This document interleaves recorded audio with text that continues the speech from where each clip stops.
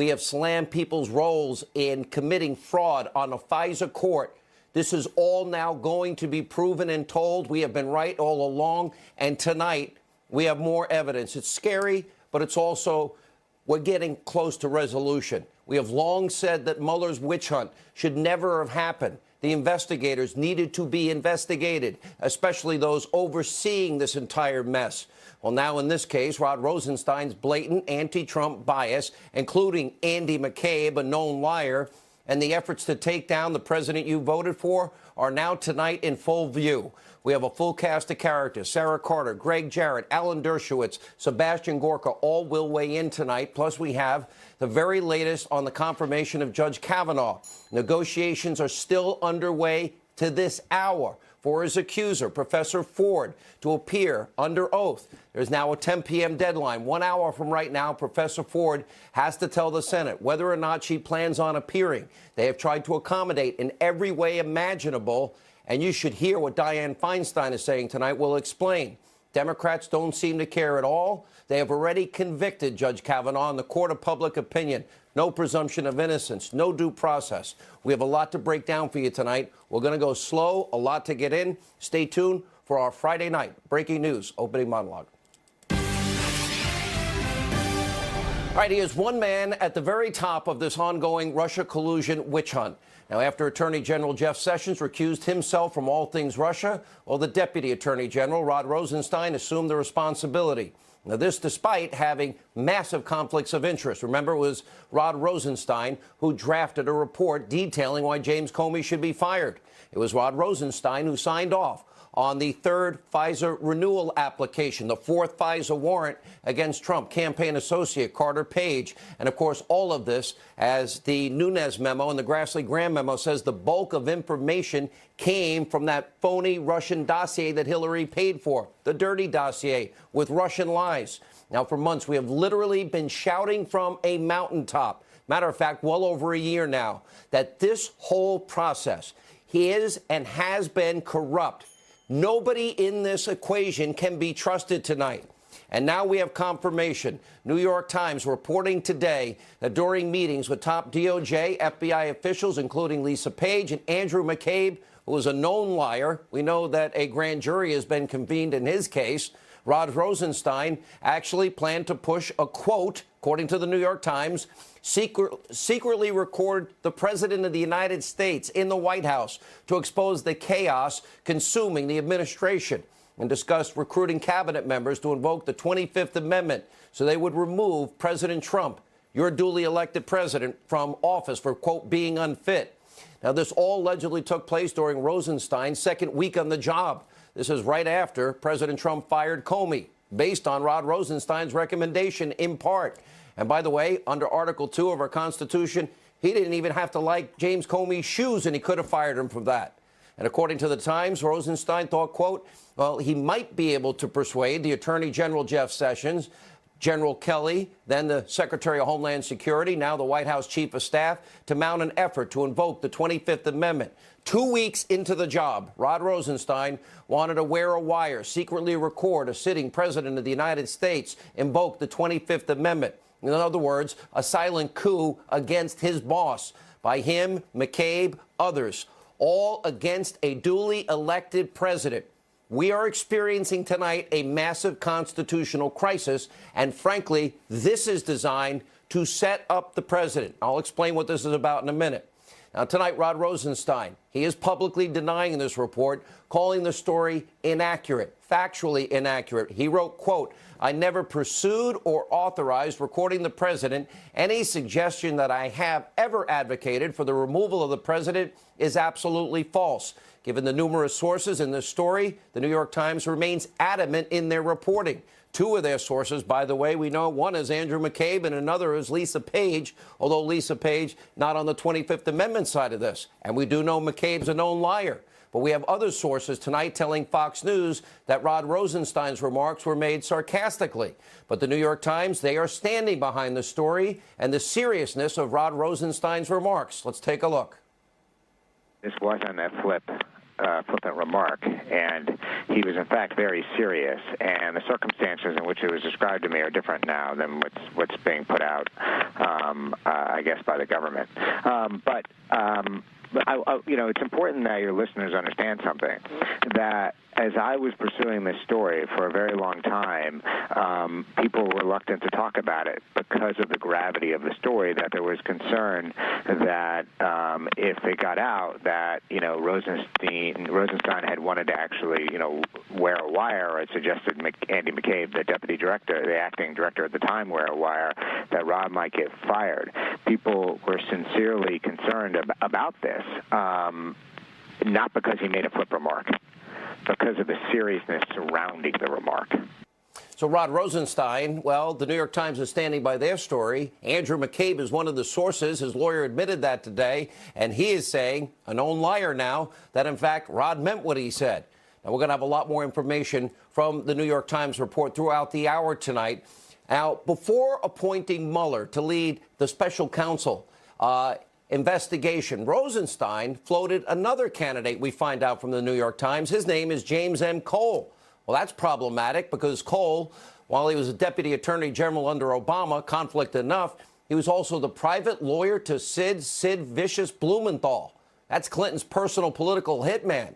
And as you can see, neither Rod Rosenstein, Andrew McCabe, Lisa Page, Peter Strzok, James Comey, Bruce Orr is a friend of the president. That's why this country is in crisis tonight. Their bias is all obvious here. This has been corrupt from the beginning.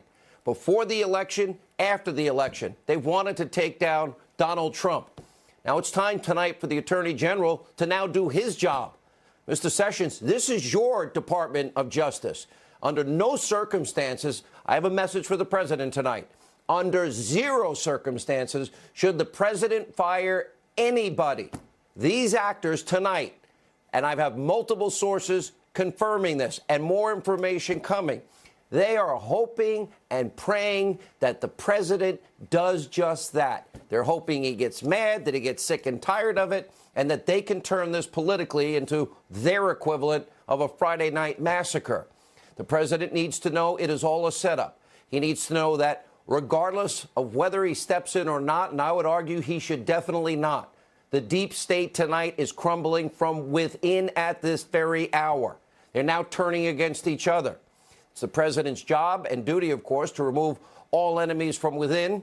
But, of course, Democratic Senator Chucky Schumer is in meltdown mode.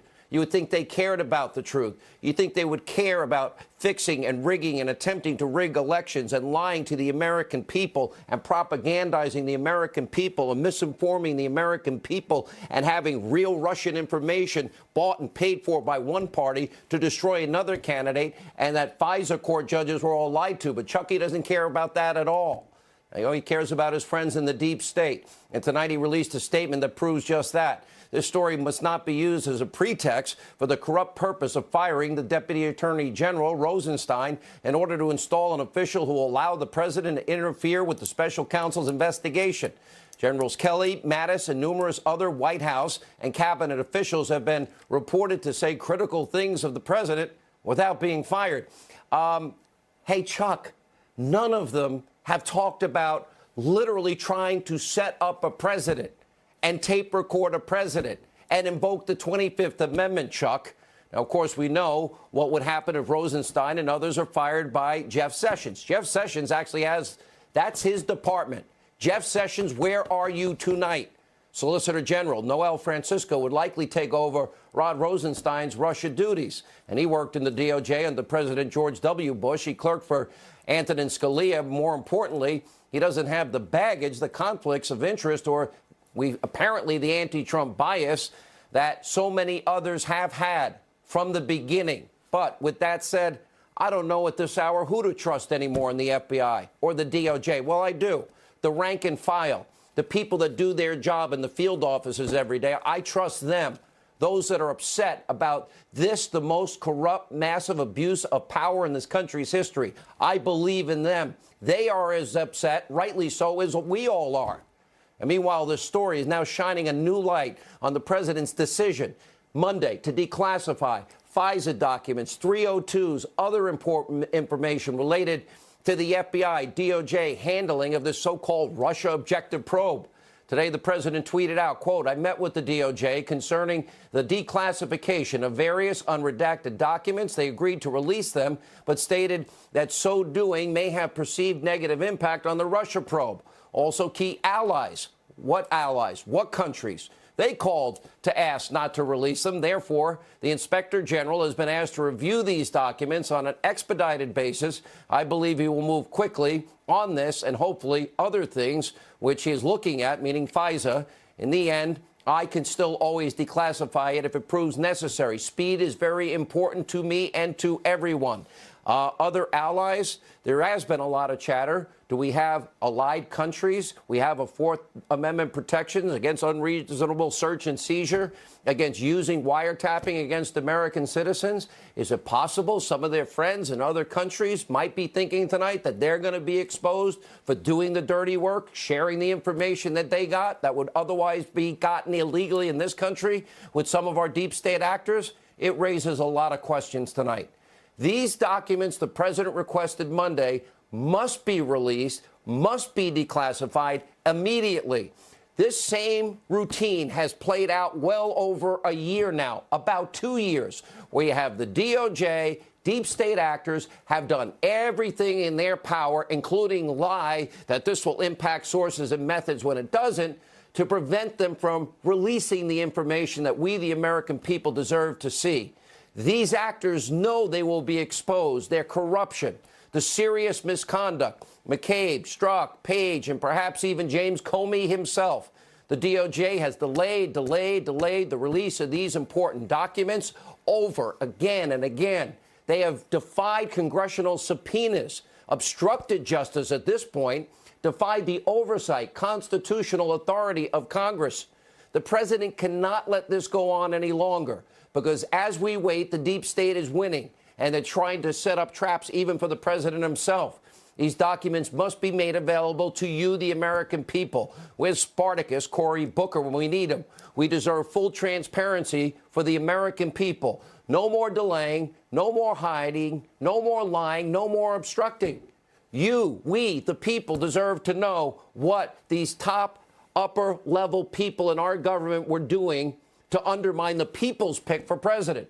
The damning revelations today surrounding Rod Rosenstein, well, it's not the only time the deep state has been caught trying to sabotage President Trump. Far from it. Let's look at this timeline we put together. Let's start in 2015, the FBI opening a criminal investigation into Hillary Clinton.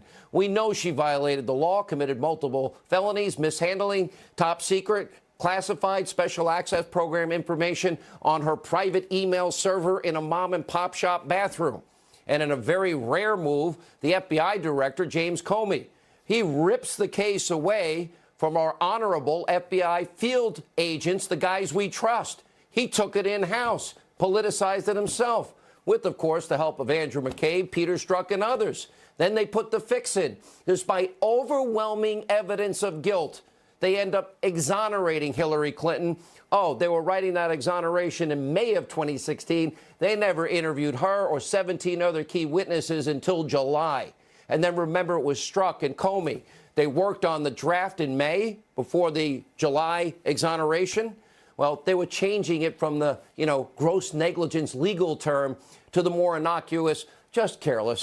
Just like Sandy Berger goes, steals documents, puts them in his pants, his socks, frankly, on his backside, walks out and says, oh, I'm just being sloppy. Really? People put documents, private documents in their pants and they're sloppy? Meanwhile, the very same time, the Clinton campaign, along with the DNC, funneling money through a law firm. Oh, you mean it wasn't a legal expense? Then they hire Fusion GPS to do op research, who hired an ex-foreign spy. I thought they weren't supposed to influence our elections. His name is Christopher Steele. And the wife, of course, of a high-ranking DOJ official, Nellie Ohr, to put together a campaign op research document, a series of documents that then became known as the dossier, all against Donald Trump, filled with salacious lies and rumors, never verified, never corroborated, none of it. Neither Steele himself said, I don't know if any of this is true, maybe 50-50, in an interrogatory in Great Britain. That dossier was spread throughout the highest levels of our federal government, all these deep state actors by Nellie Ohr's husband, who became the conduit for Christopher Steele, Bruce Ohr, the fourth highest ranking official at the DOJ. That dossier was leaked to the press. Why? To lie to you, the American people, and influence an election to help Hillary. Just kind of like what she did to Bernie. It was used as the basis of the FISA warrants against the Trump campaign associate Carter Page, signed off on by multiple officials, including Comey, including McCabe, including Yates and Rod Rosenstein himself. And after the election, the dossier was then used again as the basis, the fundamental basis for what we now know to be Mueller's witch hunt, or even briefed Mueller Deputy Andrew Weissman. This made its way right into special counsel Mueller's office. Andrew Weissman, Mueller's pit bull, he got the contents of that dossier. Right from Hillary to Steele, from Russia, with love, to Robert Mueller's office, all in an effort to take down the president you elected. All right, we have a lot more throughout the show tonight, but we have other top breaking news tonight. Now, for a week, the Republicans, rightly so, they have tried to accommodate in every way imaginable Judge Kavanaugh's accuser, Professor Christine Ford, clearly one of her liberal lawyers, Deborah Katz, and Senator Dianne Feinstein are playing politics. And the sad thing is, this is such a serious accusation. It should be handled in a nonpartisan way. It should be pursued just for the sake of pursuing truth and justice. And as Susan Collins has said, and she is absolutely right, it's unfair what Dianne Feinstein and others have been doing. I have sources tonight telling me that Professor Ford's attorney keep moving the bar all over the place. At this hour, no deal has been struck with Professor Ford's attorney to testify. Senator Grassley finally has had to extend yet again the deadline. Now it's 10 p.m. tonight. And Senator Grassley released a statement earlier. This is what it reads, quote, despite the fact that the July 30th letter remains hidden, my committee has been investigating the allegations and has heard from multiple witnesses since Sunday. Ms. Katz has discussed Dr. Ford's allegations in numerous media interviews and said on TV Monday morning that Dr. Ford wants to share her account with the Senate Judiciary Committee. All right, it's Friday night. Nothing's been agreed to, despite our extensive efforts to make testimony possible. I'm extending the deadline for response yet again to 10 o'clock this evening. I'm providing a notice of a vote to occur Monday in the event that Dr. Ford's attorney doesn't respond or Dr. Ford decides not to testify. In the event we can come to a reasonable resolution, as I have been seeking all week, then I will postpone the committee vote to accommodate her testimony. We cannot continue to delay. Senator Grassley has been gracious, rightly so, and accommodating in multiple ways. If her lawyers keep moving the goalposts and they don't give answers and they keep making new demands and they don't show up, what are lawmakers to do? And by the way, isn't it really unfair for the accuser to be heard literally after the accused? No, I think the accuser should have the right to respond to the accusations that are made. Senators Grassley and Graham said they will not concede that point. And also tonight, my sources are telling me that the conclusion of many Republican lawmakers is that Professor Ford's liberal attorney, this is not in any way, I want Professor Ford to be heard. I want her story told in a fair manner. She's been offered all sorts of opportunities in private, in public. They'll come to her. She doesn't have to ever go before a television camera. But her attorney has adopted a strategy.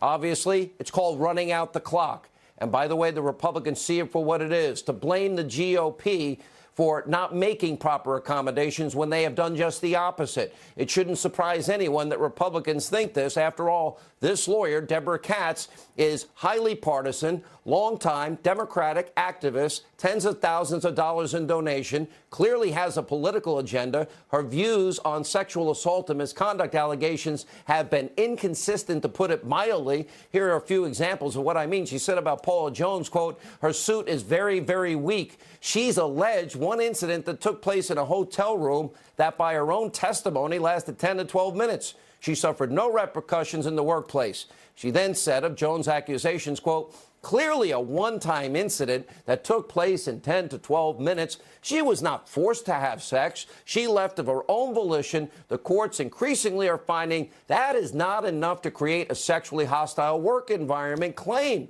Then she defended creepy Senator Al Franken. Context is relevant. Well, he did not do this as a member of the Senate. He did this in the capacity of someone who was still functioning as an entertainer.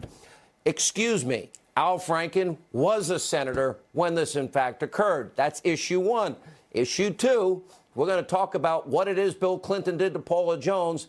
He dropped his pants, exposed himself to a woman he didn't know, and said, kiss it.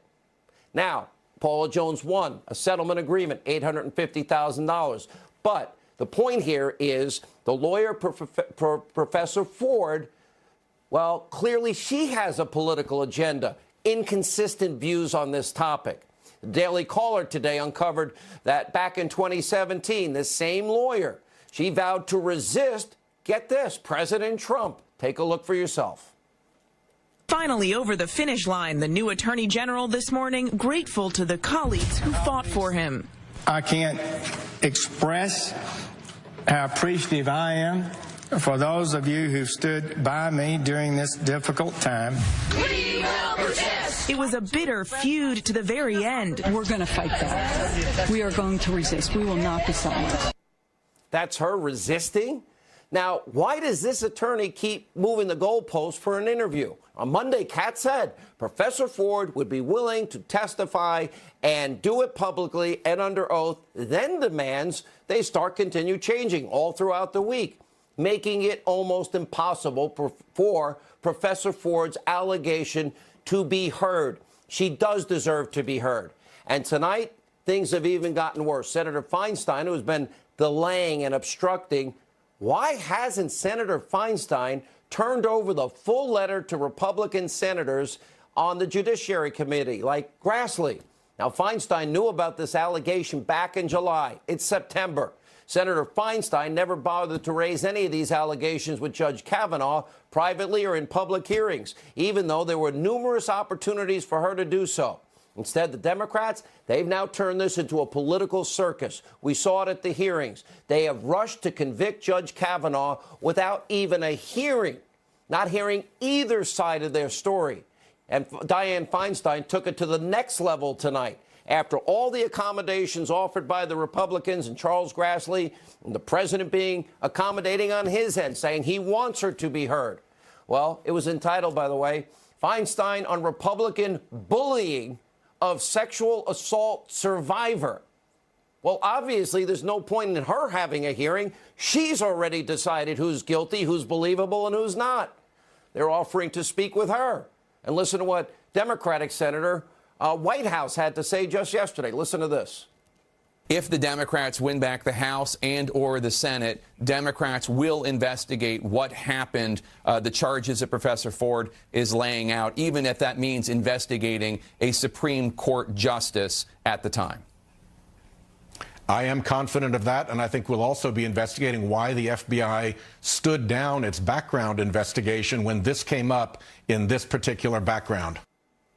Another senator that's made up her mind is Senator Kirsten Gillibrand of New York. She said she believed Kavanaugh's accuser. She's made up her mind. Quote, denying Dr. Ford an FBI investigation is silencing her. No, the FBI, Senator, said it is not in their purview to have. There's no crimes within their jurisdiction. Forcing her, get this, forcing her into a sham hearing. Now, Senator Gillibrand made up her mind. She says it's silencing her to offer a hearing and pushing Brett Kavanaugh's confirmation through. If you allow in every single accommodation, private, not private, we'll go to you, you can come to us, moving the days and dates, and then the person doesn't want to talk. That was the right thing to do by the Republicans, but offering a platform to tell your story is not silencing somebody. And unfortunately, that's not all. Democrats are convicting Judge Kavanaugh before even any side has been heard. Forget about due process. Forget about the presumption of innocence. Take a look. the Senate shouldn't simply rely on hearing two conflicting accounts and decide, well, we're okay with not knowing, we're okay with the fact that we might be putting someone who committed attempted rape on the Supreme Court of the United States. I believe her. Listen, first of all, anybody who comes forward at this point to be prepared to testify in the United States Senate against someone who is being nominated to one of the most powerful positions in the United States government, that takes an extraordinary amount of courage. Not only do women like Dr. Ford, who bravely comes forward, need to be heard, but they need to be believed. They need to be believed. I just want to say to the men of this country, just shut up and step up. Do the right thing. Let me just say right at the outset, I believe Dr. Ford. I believe the survivor here. There's every reason to believe her. She has come forward courageously and bravely. I believe her. I stand with her. And do you hope she shows up on Monday? Do you hope that she testifies? I don't think she should be bullied into this scenario where it's a he said, she said. It's a sham hearing. And I don't think she should participate in it. I believe Professor Ford. I think she's credible. And I think when the investigation is finished and when she testifies and Judge Kavanaugh testifies, I think a majority of senators will find her credible, and I never thought Kavanaugh should get appointed. All of these Democrats say they believe her. They've already made up their minds. Interestingly, it's the Republicans that are being fair and open and offering opportunities for both sides to be heard. Could you imagine if Republicans came out one after another, they believe Judge Kavanaugh? They'd be eviscerated tonight. The double standard is so blatantly obvious. Where's all the outrage from the left about the allegations made against Democratic Congressman Keith Ellison this past month in August, accused of his girlfriend, longtime girlfriend, of repeated domestic and verbal abuse? This is the bottom line. What is happening right now is not fair to Professor Ford. It is not fair to Judge Kavanaugh. The allegations are serious. This shouldn't be about politics and rushing to judgment and no due process and no presumption of innocence. This should not be about hiding letters and lawyers not getting back to a Senate committee after so much accommodation. This should be about getting to the truth. And this should be about justice. This should be about putting good people on the Supreme Court. This is too serious an allegation, too serious an issue to be playing politics. Now, the families of Judge Kavanaugh, Professor Ford, they're all receiving death threats, which needs to stop. Enough already. This is becoming a sick, twisted, ugly, partisan, one side cares about only one side, power. That's why in 46 days, this election matters on so many levels. Here with reaction to all of this breaking news, the author of the #1 New York Times bestseller, The Russia Hoax, the illicit scheme to clear Hillary Clinton framed Donald Trump, Fox News legal analyst Greg Jarrett, Fox News investigative reporter, contributor Sarah Carter, the author of the brand new book, The Deep State, How an Army of Bureaucrats Protected Barack Obama and is Working to Destroy Donald Trump. Fox News contributor, former Congressman Jason Chaffetz. Let's start with the news with you, Sarah. I have had multiple sources tonight telling me that when all this information that the president called for is out, it will all be clear and apparent to everybody. And that what the left was hoping for today with Rod Rosenstein is the president would jump in and they'd get a Friday night massacre and they'd flip it on the president. Yeah, what you're hearing is what I'm hearing as well, Sean. And I think people need to put this into perspective. Let's go back to May 2017. And Rod Rosenstein's letter, to have Comey fired to the president. Rod Rosenstein, everything that happened back then happened for a purpose. He sent that letter, according to my sources, it goes right with the New York Times story. He was very adamant. He was on the president's side about this. And now we have McCabe. And remember, McCabe wrote these memos then. He didn't write them now. So I don't buy for 1 minute the Department of Justice explanation explanation that he was just joking around. I also believe that they're trying to trap the president. They're trying to corner him. But remember, McCabe is facing a grand jury. He is a liar. He's been caught lying. He leaked to the media. That's a fact. But he's facing the grand jury now, and he doesn't want to be the only guy to go down. He wants to take everyone else with him. I think the president has no other choice here, and the Department of Justice, but to launch a full investigation, according to my sources, a complete investigation, and then make his decision after that investigation. Or if evidence arises that this is what Rod Rosenstein asked people to do, wiretap the president, or he himself would wiretap the president and try to push people towards removing the president from office, citing the 25th Amendment, then the president eventually needs to fire him. That absolutely must happen. But it's not the time, Congressman Chaffetz, and by the way, both your book and Greg's book have done so well because of the truth that's in it. But the president, on both these issues we're talking about tonight, needs to stay out of it, because they set a trap for him today. They wanted him to fire Rod Rosenstein. Now, Andrew McCabe and Lisa Strzok, they have contemporaneous notes from these meetings. We need to examine them, but it really shows the need for two things. One, what the president called for to be released needs to be released, not go through Michael Horowitz. And number two, we need a special counsel like yesterday or a year ago. Yeah, no, absolutely right, Sean. First of all, Attorney General Jeff Sessions is there in name only. He's absolutely worthless. And instead of running that department and agency, he just, goes around and gives a few speeches. He's worthless there. I do believe in Michael Horowitz. He's the one that uncovered and gave. It takes him forever, though. It took him 18 months. Yeah, no, but he's the reason that we actually have a lot of these text messages. Truth. But at the same time, we absolutely need all of these documents to go to Congress. I don't buy into this delay. They're going to, we're going to come back on this show a month from now and not going to be able to see all of this. But at the heart of this, Sean, a few months into the presidency, you have 7 people, I believe it was 7, may have 6 people, sitting around months after Donald Trump has taken the presidency, and they're discussing what? How to take down Donald Trump. That's how serious this is. I wish that all of them would be wiped clean and get rid of all of them, but the president should not take the bait. And then I'll go to Greg and get his full comments. Hands up, yes or no? Was this an attempted coup? First, to stop the president from getting elected, and then to destroy him by the upper echelons of the DOJ and the FBI. I say yes. Yeah. It's got all of the markings of it, Sean. It's got all of the markings of it, but I don't trust. But at the same time, I don't totally trust the New York Times. So I've got to learn a little bit more. We know Andrew McCabe's a liar, but Absolutely. I'm saying based on everything we know about McCabe, Comey, Strzok, Page, or Steele. Greg, we'll throw it to you.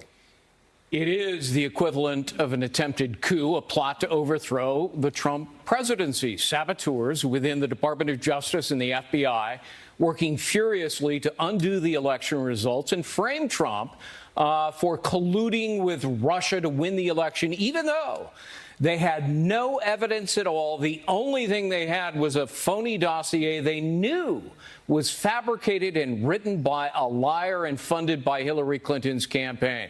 So, Rod Rosenstein certainly deserves to be fired, even suggesting but the to president secretly record the president of the United States. The president needs to stay out of it.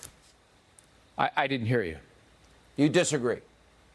The president, it needs to be Jeff Sessions. The president, if he does it, the deep state wants him to do it so they can bludgeon him. I don't care who fires him, whether it's Sessions or the president. It may not be politically expedient at this time, but he certainly deserves to be fired.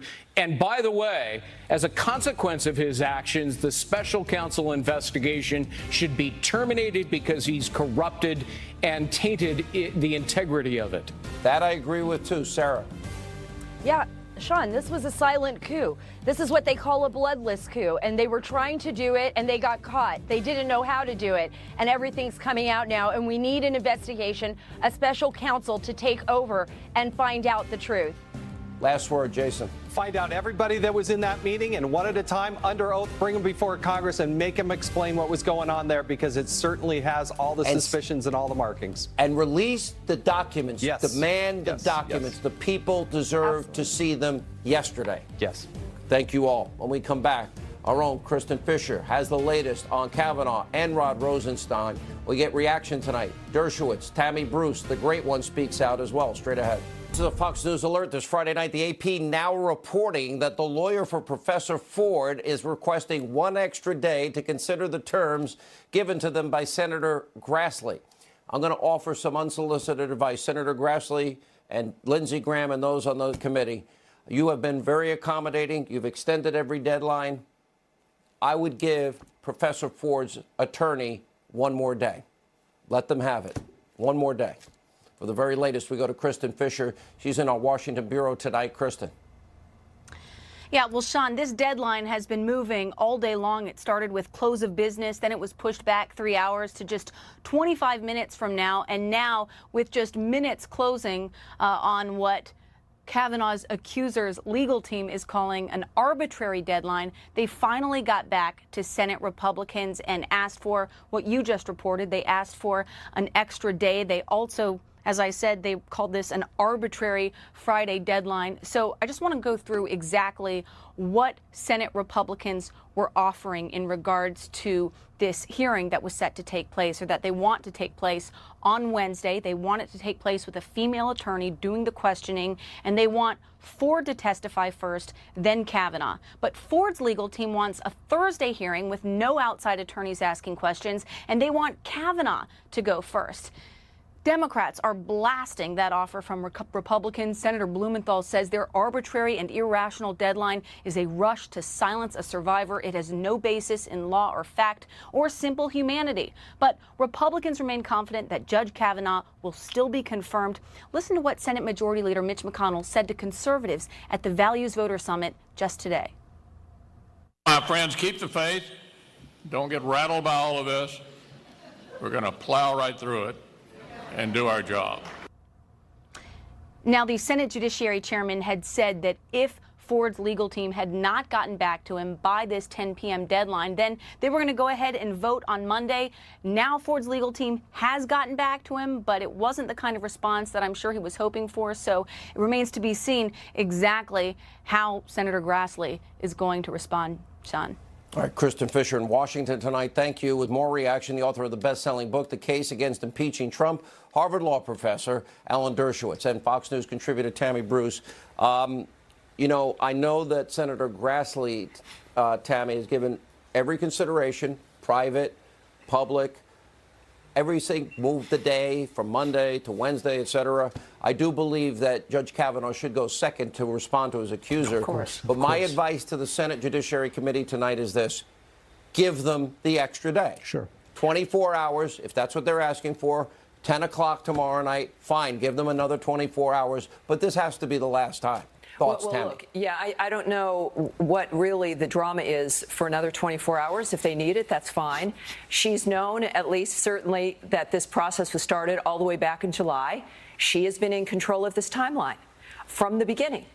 If this had been handled properly when Senator Feinstein had this letter, we wouldn't be at these kinds of deadlines, because this could have been addressed through the natural process.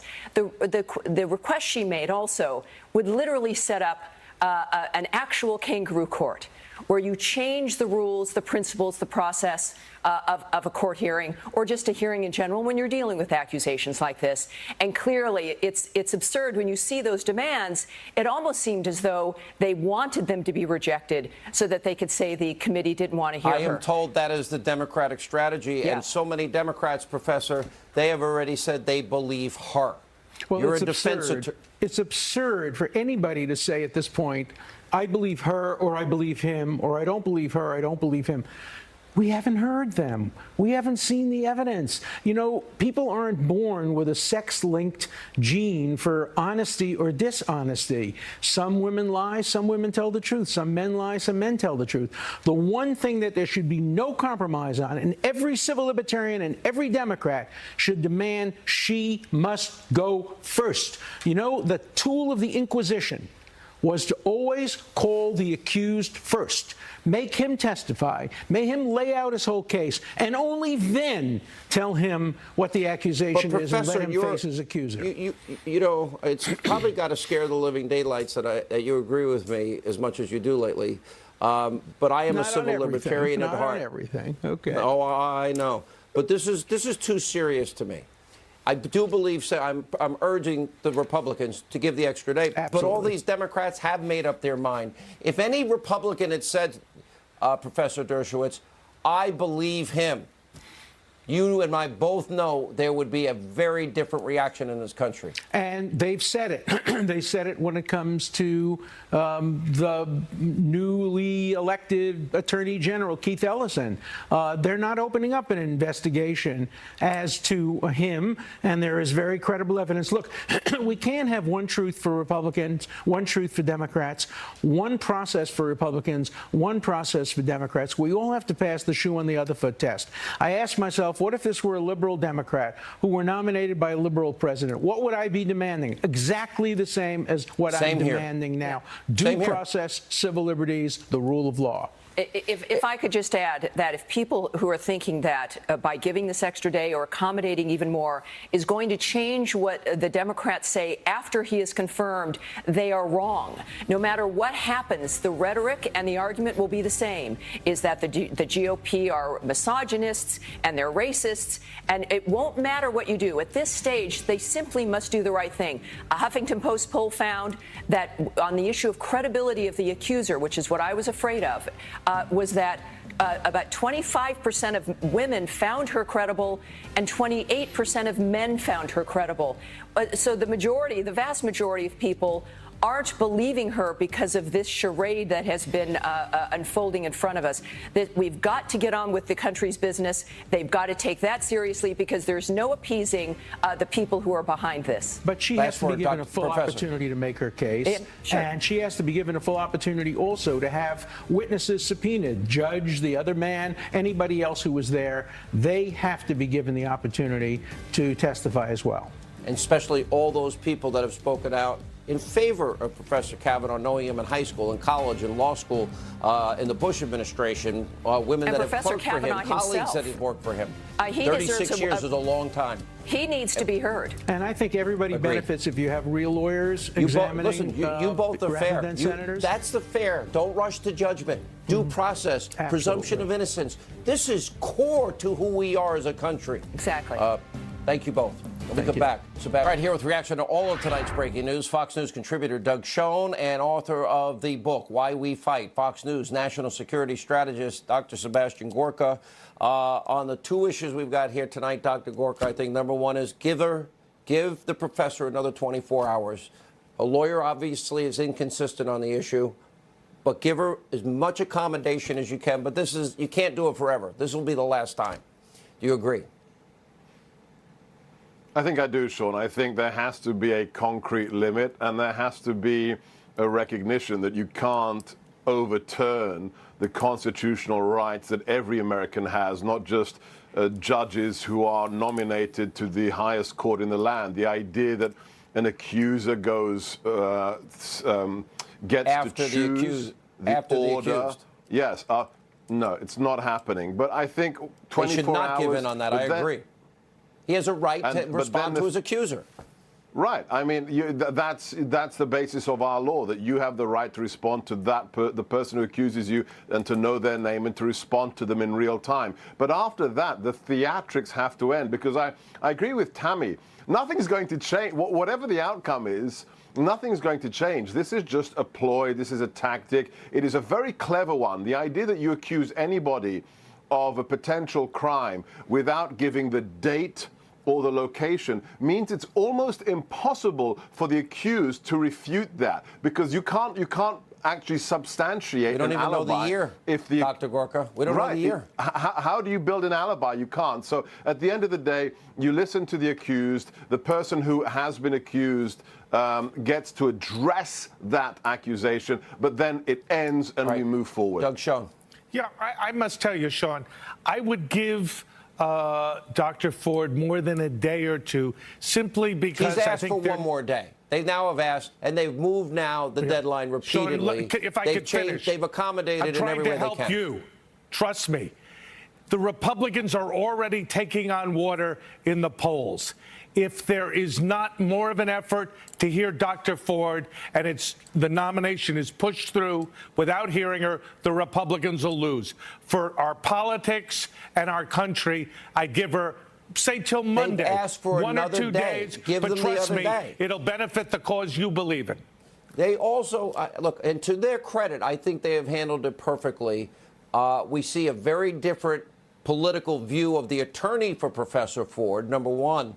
All right, putting that aside, especially with Paula Jones and Al Franken, what did you make of the New York Times blockbuster tonight about Rod Rosenstein and taping the president? If I can start on this one, and Dr. Gorka, I apologize, but I'm a Democrat, but I'm a trained lawyer. This is outrageous. I don't see how we can continue to supervise the Mueller investigation, which I do think should finish. But the only way it can finish fairly is with him out of the picture, recused or fired.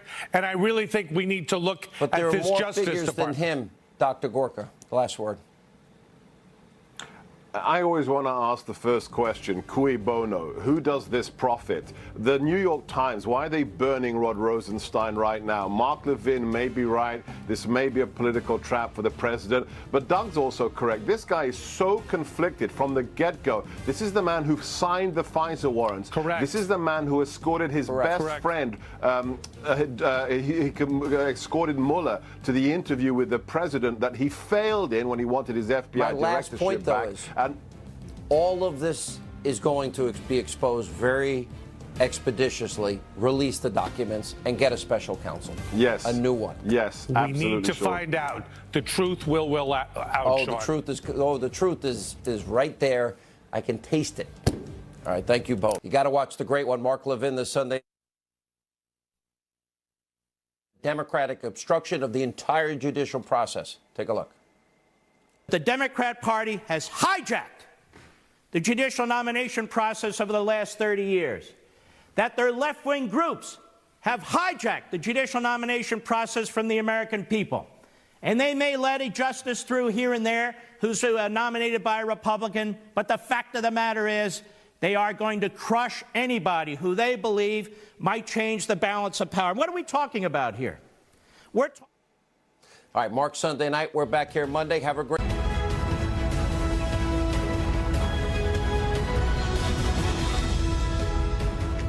I'm Laura Ingraham, and this is the Ingraham Angle on an extraordinary news night this Friday night. A shocking report from the New York Times about Deputy Attorney General Rod Rosenstein working to drive the president from office. And breaking news at this hour, Christine Ford, the Kavanaugh accuser, has missed yet another deadline set by the Judiciary Committee. Ford's attorneys were to respond to the committee tonight by 10 p.m. to confirm her appearance before them. Instead, she and her attorneys are asking for more time. We're going to get into all the details. And the Hollywood crowd steps into the Kavanaugh confirmation because that's what they're really good at. Also, a new Halloween costume controversy. Don't you love this? Identity politics has gone totally crazy. It's all in Friday Follies with Raymond Arroyo. But first, our top story, an absolute jaw-dropper late this afternoon, a report from the New York Times. It lays out that in the spring of 2017, Deputy AG Rod Rosenstein suggested secretly recording President Trump and discussed invoking the 25th Amendment to throw the president out of office.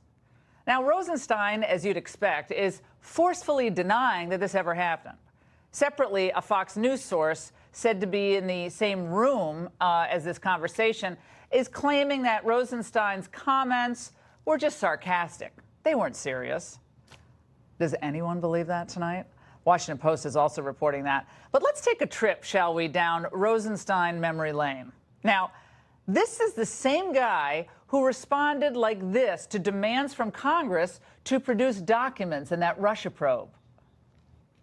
The Department of Justice is not going to be extorted. We're going to do what's required by the rule of law. Oh, so congressional oversight and demands for accountability and transparency are extortion? That somehow runs counter to the rule of law? Got it, Rod. Well, his apparent contempt for oversight and lawmakers doesn't stop there. Here he is in front of the House Judiciary Committee just a few months ago. I am the Deputy Attorney General of the United States. Okay? I'm not the person doing the redacting. I'm responsible for responding to your concerns as I have. Did you read the FISA application before you signed it? I'm not going to comment about any FISA application. So you won't say to this committee whether or not you even read the document you signed that authorized spying on people associated with the Trump campaign? Well, I love the trailing off there. It's perfect for a Friday night. And let's not forget that Rosenstein even threatened to subpoena emails, phone records, and other documents from lawmakers and staff on the House Intel Committee, and he did that earlier this year. Now, let's be clear. If the New York Times reporting is accurate, the president tonight should seriously consider whether Rod Rosenstein should remain on the job. The White House should be devoting every resource it can to determining the veracity of this report. We just cannot have this plotting at the highest levels of the Justice Department against the chief executive of this executive branch. Joining us now for reaction is former Trump campaign manager Corey Lewandowski, Lee Smith from Real Clear Investigations, and former U.S. Attorney Kendall Coffey. Let's go right to you, Lee. You have been covering Rod Rosenstein for, I guess a year and a half now, since he initially got this job as Deputy Attorney General. Tonight, I just want to play for you. This is a short montage of a variety of pundits claiming, per the Washington Post, that this conversation about wearing a wire, getting other people to wear a wire, this is all just a joke. Let's watch. If the words were said, it seems more likely they were said in some sort of sarcastic or exasperated way, rather than as a serious plan to actually wire up and go in and do this. This does not give any grounds, and I really mean this, any grounds at all in terms of any action of Rosenstein that justifies firing him. It makes sense to me that maybe he could have made a crack about this. Lee. Yeah, I mean, I think it's important to see the Rosenstein story, the story about Rosenstein in the Times and in the Post. These are both part of the declassification issue. They need to be seen in the context of a week's How so? worth of... Explain that. Okay, we've seen since Monday when the president said he was going to declassify documents. Over the last week, the New York Times, ABC News, a number of publications have had stories trying to block the declassification. They've been sourced to former and current U.S. officials. I see this as part of the same thing. The Times story is apparently sourced to Andy McCabe. He says he didn't talk. He said his people are saying they didn't talk to the Times on that. The lawyer's statement looks to me like a non-denial denial on Twitter. I think what it looks like is that McCabe or someone close to McCabe is threatening Rosenstein, saying, hey, I've got a lot of dirty stuff on you as well. If these things aren't declassified, you're going down with me. Unbeknownst to Andrew McCabe, it appears, according to my sources, that sometime between last night and this morning, Rod Rosenstein went in and talked to President Trump and convinced him to hold off on declassifying the documents, kick them instead over to the Inspector General. What is that going to do? The Inspector General, how does that help the president? Exactly. It does not help the president. The purpose was to delay. But it was Rosenstein, apparently, who convinced Trump to do it.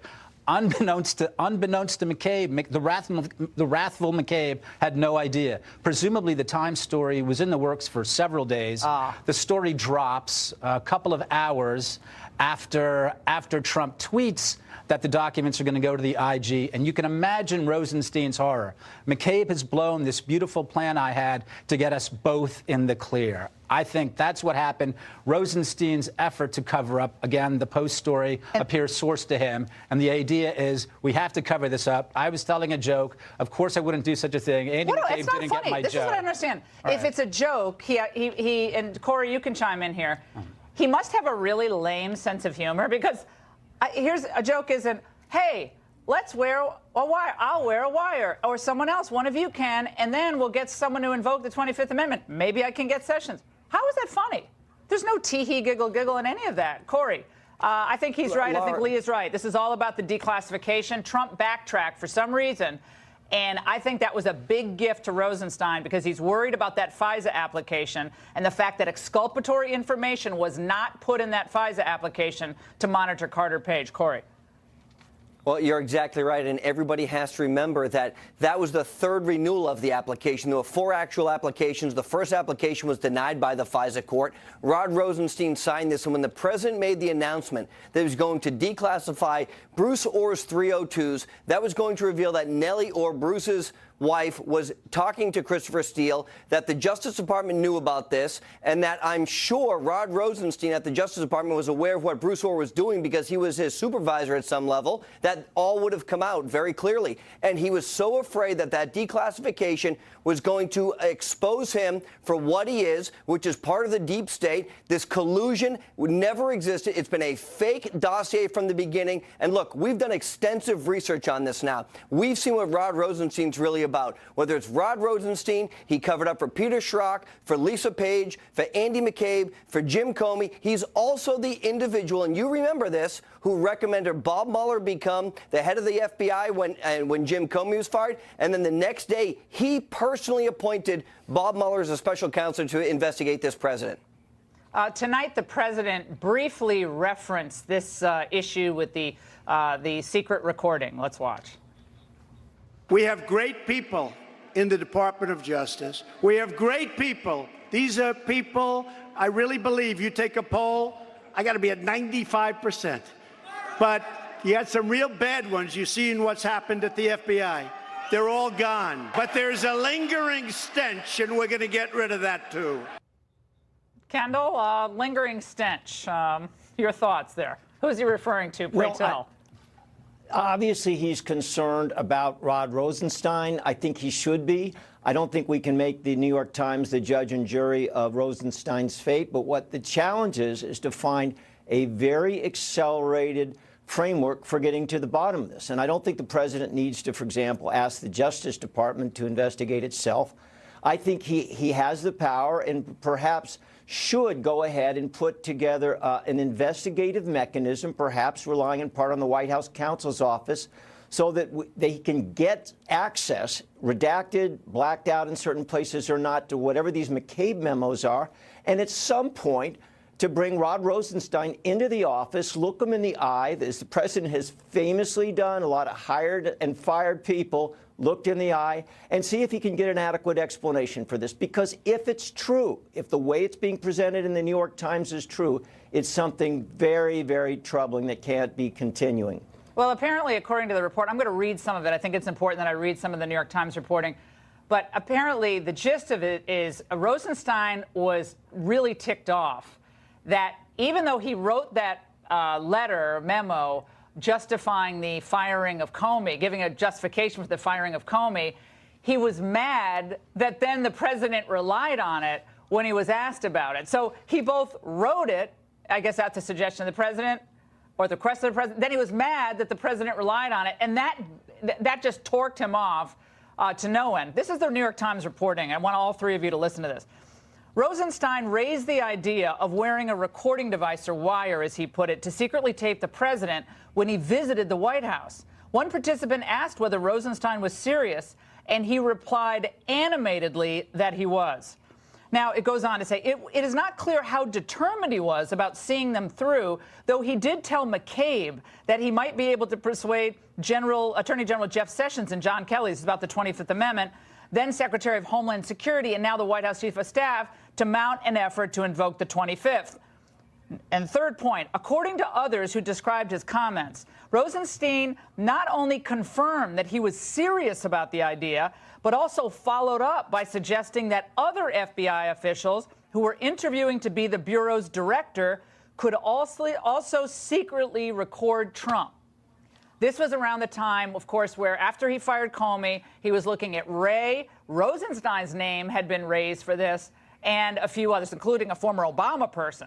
But he wanted, according to this report, and there's no humor in this, so that when he says it's humor, it's ridiculous. I'm sorry, this is a woman's intuition, but it's ridiculous. No humor in this. Now, Lee, I want to play this for you, because the Democrats tonight are saying this is just the pretext Trump needs to fire Rosenstein. This is what Leon Panetta said tonight. He's got to think very carefully about the implications of taking action here. because if he does this, it raises concerns about the Mueller investigation, it raises concerns about the possibility of obstruction. Okay. Why would it be obstruction of justice? The Mueller investigation goes on. I mean, I think the whole thing has it exactly opposite. I mean, it was Rosenstein who appointed him. I think the interesting thing and revelatory thing about these two stories is it exposes a lot of people, a lot of wrongdoers at the FBI and DOJ. They're turning on each other like rats. I hope that the president sees that before he makes any decisions. And I'll say that I think the important thing, the really vital thing, is declassifying these documents so that we can all understand what the bad guys at the DOJ and the FBI were doing, as these two articles give some sort of indication of. There's more in those documents we can be sure of. We'd like to see them. And, Corey, it is true, is it not, that the president can reverse his reversal at any moment? Now, for now, kicking it over to the Inspector General, which, again, has no subpoena power. I mean, Horowitz is a good guy, but this is not going to get us anywhere. He can reverse his decision at any moment, because right now, it seems to me that the Bruce Orr 302s, those are the interview memos that he wrote, the FISA applications and other text messages are critical to be released unredacted, except for any sources and methods, which there apparently aren't any. But, Corey, the president has that ability to do that. He has to override Rosenstein to do it. Well, that's right. But you have to remember, Laura, when he said he was going to redact, there was only certain pages of that FISA application, so there's no concern from a national security perspective. I think it was pages 10 through 12 and then 14 other pages there. So it wasn't the entire application. So that's perfectly fine. But you also have to remember, Andrew McCabe has been referred by the IG for a criminal referral. That referral sitting at the Department of Justice. My guess is Rod Rosenstein is the one who's deciding whether or not Andrew McCabe is going to be prosecuted for lying under oath to the FBI on 3 separate occasions, particularly when he was the acting director of the FBI after Jim Comey was fired. So, look, these guys ran this tight little cabal that they never thought anyone was ever going to get caught, between Jim Comey, Andrew McCabe, Peter Strzok, Lisa Page, Bruce Orr, Rod Rosenstein. These guys did things. And then you throw in Clapper and Brennan, and you've got the making of a story that nobody could actually believe, that these 9 or 10 individuals have tried from day one to take down a duly elected president. Not only they're a deep state, they're an enemy of the people. Kendall, your reaction to this has just been such a wild day of news, both on Kavanaugh, which we're going to get to in a moment, and on this story. But I don't see how this continues with this white-hot tension between the president and the Justice Department. Not about even Mueller at this point. This is just about the running of the department and just basic decisions about redacting documents or not redacting them, classifying or declassifying. I know it's related to Mueller, but I don't see how it's a sustainable situation with Rosenstein. And I know other people would say also with Sessions, but with Rosenstein, I think it's a bad relationship. Yeah, it's got to be incredibly uncomfortable and increasingly less productive for the Department of Justice. But I still think there needs to be a thoughtful, very, very fast inquiry. It doesn't have to be formally structured, but the president needs to get to the bottom of this. We can't rely on newspaper stories in terms of making judgments about one of the most powerful positions in the United States government. But on the other hand, precisely because the Deputy Attorney General's position is so powerful, this needs to be resolved, as you say, and resolved quickly. All right, gentlemen, thank you so much. Terrific segment. Christine Blasey Ford's lawyer is out with a new response over a hearing with the Senate Judiciary Committee. The details broke late tonight, and we'll bring them to you after this. Breaking news just in the last hour. Christine Blasey Ford's attorney making an 11th hour desperation play with the Senate Judiciary Committee. Just moments ago, she asked for yet another day for Dr. Ford to consider the committee's offer for her to testify this coming Wednesday. The response coming in just before 10 p.m. Eastern deadline tonight. Joining us now with reaction is John Yoo, former general counsel to the Senate Judiciary Committee. Former U.S. Attorney David Katz is with us, along with former federal prosecutor John Lauro. Let's start with John Lauro. John, for a lot of us who've been watching this over the last few days, we've been concerned about moving the goalposts. Yes. I believe the the testimony was supposed to be on Monday, not Wednesday. Right. But so she was supposed to respond about appearing on Monday. I think they're negotiating about Wednesday. But nevertheless, the goalposts keep moving. It's a smart lawyer, I think, representing this accuser because she's pushing it into the last minute to get her client as much time, leeway as she can. But at what point does the committee's patience run thin here? I think they're just about there. She has to either put up or shut up. How much preparation time does she need to tell the truth?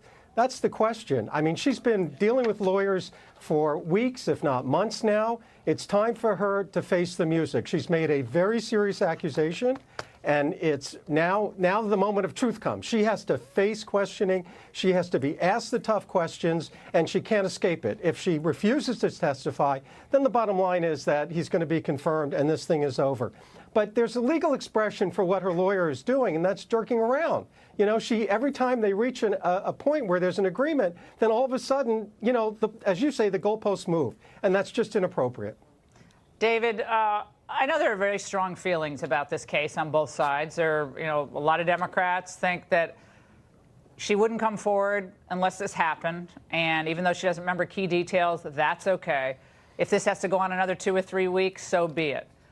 But it's interesting to note how this is proceeding as a legal matter at the same time, because even though it's not a legal setting, a courtroom, one would think that making a demand that you have to speak after Brett Kavanaugh is a little rich. Don't you think at this point, since she's the one making the accusation?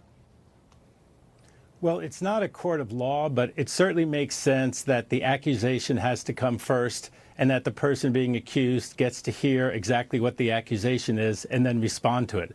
Some of her other demands, I do think, make some sense that, not having all these cameras, not having all of these things that, high officials are used to, but she's not used to that. And she's just going to tell her side of the story.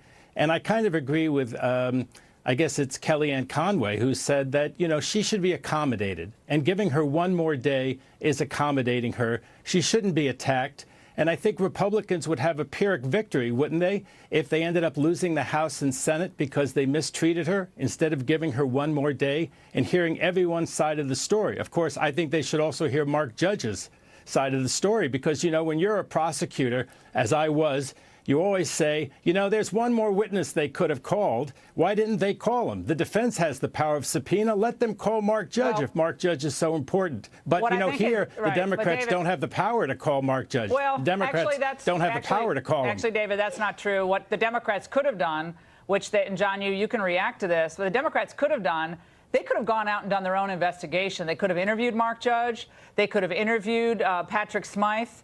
They could have gotten actually quite a bit done in the last 72, 96 hours or so. But instead, what the Democrats are doing is they're going on TV talking about how Kavanaugh is a sexual predator, someone that I've known for 28 years or so. John, I know you've known him for a long time. Your reaction to this latest demand by the accuser's legal team? Laura, you actually put your finger on it when you said this isn't actually a courtroom. This is not a criminal trial. This is the Senate performing its constitutional job to give advice and consent. It is a political process and a legal process, but it's not a criminal trial. The Senate doesn't need the FBI to conduct a criminal investigation. As you say, Laura, each side has committee staff. They can go out and interview people. They can interview them under oath. I think that's the most important thing that has to happen, is the stories have to be gotten under oath, under pain of perjury from both Judge Kavanaugh and from Dr. Ford. The timing is actually important. The sooner the better, because as time goes on, people could adjust their stories and change them in response to what they're hearing in the public. I'm worried about that. I think actually the committee is right to try to freeze the stories in place as soon as possible so that people can't start changing their stories. That would be even worse than moving the goalposts. Well, the Republicans already you've lost that. Right. Well, the Republicans did get both Judge and Patrick Smyth. They did interview them, and they did sign declarations, which were signed under penalty of felony, correct? I mean, so that was done. Democrats could have taken part in the questioning. They decided not to. And going back to what David Katz said, you got to be more accommodating to the accuser. I think the president was right. Let her speak. But to say that the Senate wasn't accommodating, they could have interviewed her at home in California. They said they would. Grassley said he would do it behind closed doors, in public, would be questioned by an outside counsel, which I thought, because it's all these white men up there, it would have been better to have an outside counsel, especially a woman, ask the questions. Now they don't want that. So it seems like they've been quite accommodating, except on, well, we're not going to do it whenever you want to do it, because you don't get to dictate the terms. John, I want you to listen, and all of you, to part of the letter that was released, again, just about an hour ago, from the Kavanaugh accuser's attorney. The imposition of aggressive and artificial deadlines regarding the dates and condition of any hearing has created tremendous and unwarranted anxiety and stress on Dr. Ford. Your cavalier treatment of a sexual assault survivor who has been doing her best to cooperate with the committee is completely inappropriate.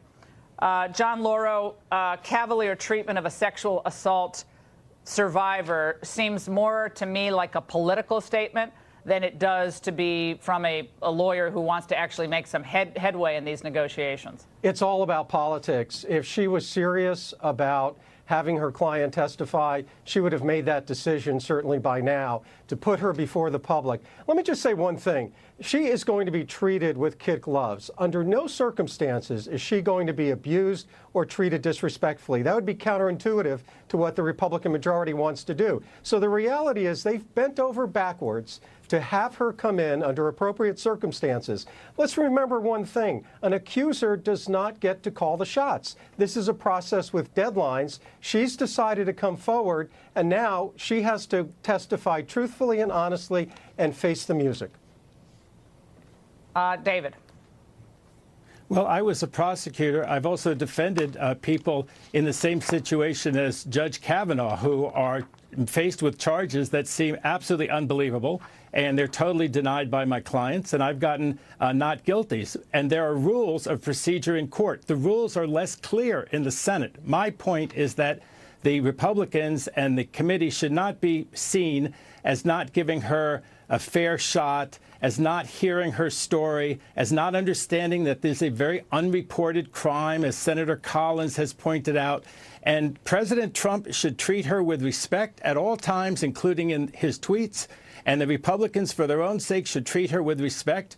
And all the women in this situation, a man in this situation, they don't come forward all the time. Sometimes it's a long time before they make these allegations. Everybody can understand that. And as I say, it's a Pyrrhic victory if they lose the House and the Senate by mistreating her or being cavalier with her. And I don't think she's asked for so much. No one's being cavalier. Laura, I don't think she's asked for so much. She's asked for one more day. David, the vote was supposed to be yesterday. The vote was supposed to be yesterday. Feinstein, John Yoo, had the letter in July. The Democrats, Randy Seidman, I think, was already plotting about how to derail Kavanaugh, the same person who's now advising the legal team on overall, process and PR. This has turned into a political cudgel to be used both against Kavanaugh, the Republicans, Donald Trump, all the way to the midterm elections. That might sound cynical, but I've been in Washington for 30 years, and Brett Kavanaugh is getting no respect, in my view, in this process. He's not being respected too well himself. John. Laura, I agree with you. Not only do we show respect to Dr. Ford, we also have to show respect not just to Judge Kavanaugh, we have to show respect for the Senate. What's gone on here, I think, is that the Senate has been manipulated, that these charges were held back until the very last minute, even after the hearings were over. And so what the Senate has to do is make sure it does its constitutional job. This is not about a forum for airing grievances. The Senate has to find out the truth. There's no forensic evidence anymore. The only thing that's left is the witness testimony. The senators have to put them under oath. And while being respectful, we have found in our legal system the best way to get the truth is to subject both witnesses to questioning and cross-examination. I don't think that anyone should be treated with kid gloves or treated differently. We ask this of people in cases every day in courtrooms around the country in these kinds of cases. I don't think we should expect any less and give respect to Kavanaugh and to Dr. Ford, but show them respect by expecting them to tell the truth under oath and be subject Right. and willing to answer questions and cross-examination. Right, and we don't change the cameras or the lighting. I mean, this is only one camera angle. What is that? I mean, if you're gonna launch that kind of allegation against someone this late in the game, 36 years later, then come along and say, "Oh no, but I don't want a camera and a woman can't ask the question." To me, that's just I don't know. Laura, I don't like she the has... feel of any of that. Laura, we It have to shows her respect respect. victims It too. shows We have her to respect respect to treat alleged her the right victims. way. Okay, guys. All right, yeah, I'm sorry. I'm going on, but when I heard the camera thing, I'm thought, everybody who goes up before that committee has The to have Senate the same agreed cameras. to that, Laura. Yeah, Laura, well, the Senate agreed to that. Did I say they didn't? I thought it was really, really goofy. Okay, if you look silly and goofy, it sets a terrible precedent. I don't like that precedent of having to change the process She's a so late victim. in the game. Victim. There are a lot Laura, of she's a victims. There are a lot victim. of She's not victims used to who that. aren't. She's not used to that. To say. Yeah, We don't all right, know guys. that. A lot of us aren't used to this because it's so late in the game. All right, guys, when we return, which Halloween costume is already offending the PC crowd? Hollywood steps in to attack Brett Kavanaugh, and a lot more. Raymond Arroyo next. Friday, and it means it's time for... Oh, first up in tonight's edition, a Halloween costume is causing outrage. Blessed be. To tell us about it, we're joined by New York Times bestselling author of the forthcoming Will Wilder, the Amulet of Power, Fox News contributor Raymond Arroyo. Raymond, what costume is driving the PC crowd crazy Well, you now? and everyone will remember at the Kavanaugh hearing, there were those women who dressed up in the costumes from Handmaid's Tale, the Hulu series. Now, these are women who are forced into surrogacy in the process of this miniseries. Well, a website called Yandy, which specializes in lingerie, launched a brand new string of Halloween costumes, including this one, which depicted the costume of The Handmaid's Tale. Well, women took to Twitter and said, wait a minute, rape is not funny, rape victims are not funny, and they said this must be taken down. The fictional characters being lampooned and sexualized in this way was outrageous. So the company took it down. In a statement, they said, over the last few hours, it's become obvious that the Yandy Brave Red Maiden costume is being seen as a symbol of women's oppression rather than an expression of women's empowerment. So they took it down. Now, Laura, I then went to the Yandy website and looked at some of their other offerings just to see what was there. Because you wanted to buy something for Rebecca. No, I don't. Look what I found. Uh-oh, Rebecca doesn't want this. Bad Habit Nun costume. What? Then I found this one, the Religious Sister costume. Looks like a Britney Spears Then the sexy schoolgirl uniform and the study date schoolgirl. And this is only a sampling. I can't show you the other Who's thing. studying that? There's not much Not left. much to There's a lot study. to study there. Here's the problem. It's okay to sexualize young girls. Nuns, but fictional characters are off limits. This is where the culture is sending one message. We have to respect women, not objectify them, which is the right message. And on the other hand, giving them only costumes during this season that sexualizes and objectifies them, including being religiously insensitive, as you saw in those. I can't believe you can't even wear Indian and pilgrim costumes at Thanksgiving anymore. Actually, this site has. It's like a hate crime on a college Native campus. American. They have the sexy Native American. Oh, yeah. You As can long wear as it's that. sexy, you can Naughty Native American. Now, as you know, Laura, Hollywood is all in on the midterm fight and the Kavanaugh battle. What? Earlier this week, Hollywood A-listers like Julianne Moore, America Ferrera, and others recorded a homemade video supporting the Kavanaugh accuser. They thanked her for coming forward. Well, now, Jesus Christ superstar himself, John Legend, has emerged with his own home video. He's apparently now a constitutional scholar. Look. Who becomes the next Supreme Court justice is the decision of a lifetime. Your lifetime. Brett Kavanaugh's troubling views on the issues that matter most and his rushed confirmation process make him unfit for a lifetime appointment to the Supreme Court. This fall, your senators will vote on Kavanaugh. How they vote will impact you for a lifetime. Tell them to vote no on Kavanaugh. You see, his wife is a beautiful, I think, supermodel, but she has tweeted the nastiest stuff about the president. Nasty. Look, Hollywood, that's fine. If they're entitled to their opinion. Here's my problem. He's talented. Their opinion is only as valid as anybody else's. Right. They're very talented people. We don't need their constitutional exegesis. I mean, unless you're paying Thurgood Marshall or something, we don't want to hear from you. Just sing nice songs, be happy, good. Oh, you're going to say shut up and... No, I'm not going to say shut up in anything, but where is the Hollywood activism on behalf of people like Keith Ellison's accuser, the Clinton accusers? We need those voices, too. This is bothersome that it's kind of all one-sided and not spread out. Use your celebrity across the board. Now, Ben & Jerry's is now also involved in this midterms. They have appointed 7 new candidates that they picked out at random, left-leaning candidates, and they want people to pick a flavor that most captures the essence of those candidates. Well, I looked at not only they, but their competitors.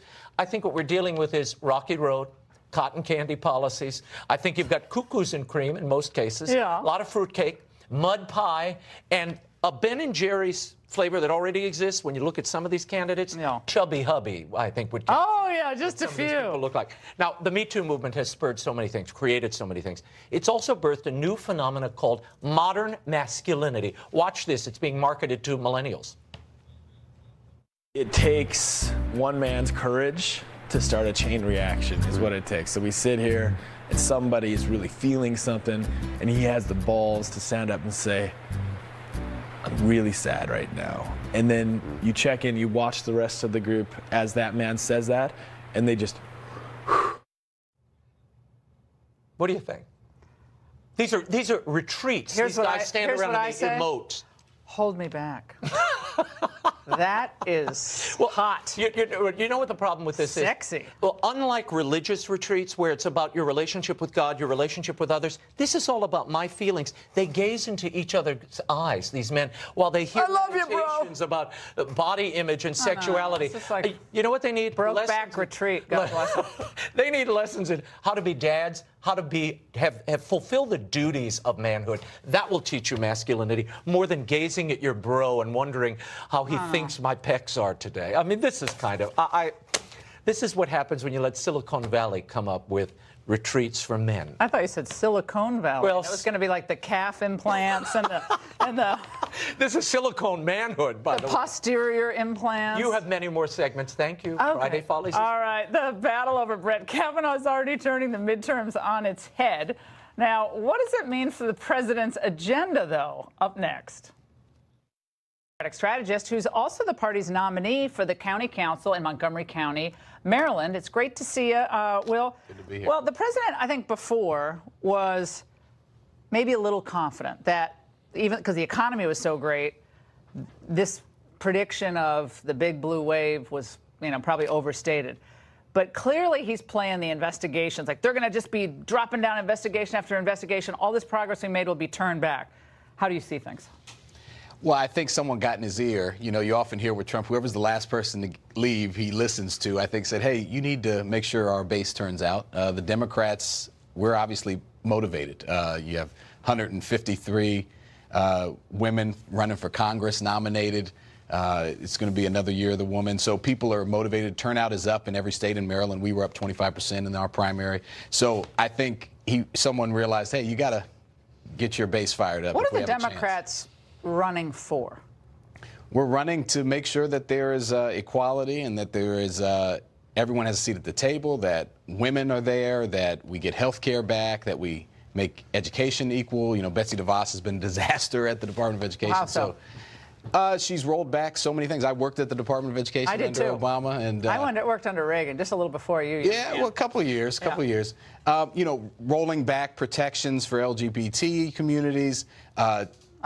Giving private colleges, for-profit colleges, letting them run ramshot. So there's a lot of things. Well, the thing that I think is tough for Democrats, and I get it, they don't like Trump's. I think a lot of it is they don't like Trump's personality. I think that's a lot of it for the Democrats because he's really doing a great job on the economy. I mean, African-American unemployment, Hispanic unemployment, women-owned businesses, confidence in this future of this country. Right track, wrong track is that right? I think it's a 12-year turnaround. Well, I believe that's right. If it's not, I'll correct it. I think that's right. But anyway, the right track, wrong track is much better than it was just a few years back. So all of that is really positive for the country. Now, I get Democrats want more equality, but Isn't the way to get more equality to have more economic opportunity? That's a big part of it, is it not? You saw record job growth under President Obama. Not manufacturing jobs. President not Trump manufacturing jobs. He said those manufacturing jobs aren't coming back, right? They're coming back under Trump. It's a new economy. You've seen a spike because of the tax cuts. But any objective analysis has shown that the job growth, the recession had ended well under Obama, and it's continued.